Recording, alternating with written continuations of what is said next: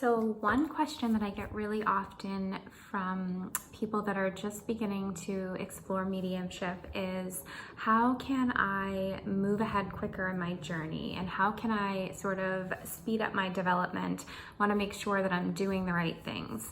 And while there is no rush in development, I would say that the top three things that I would recommend are this.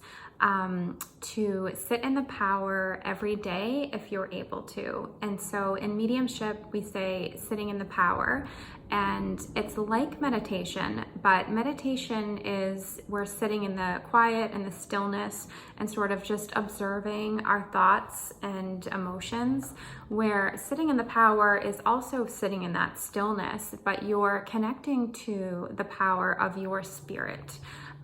Of your own spirit, your own love, and really sitting in the presence of the spirit world without an agenda, just to attune to them.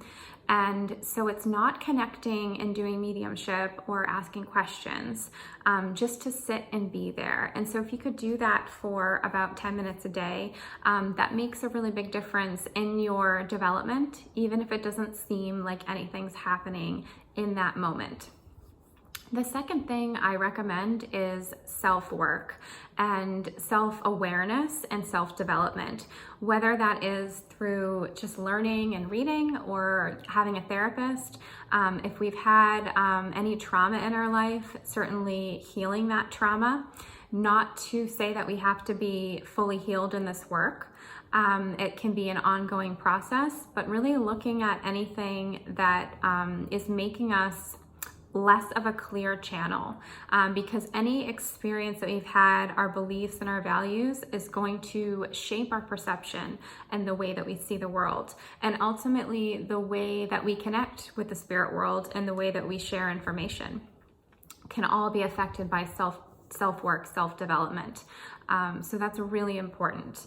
And the third thing that I would recommend is to find a safe space, to find a community where you feel comfortable to ask questions and to practice.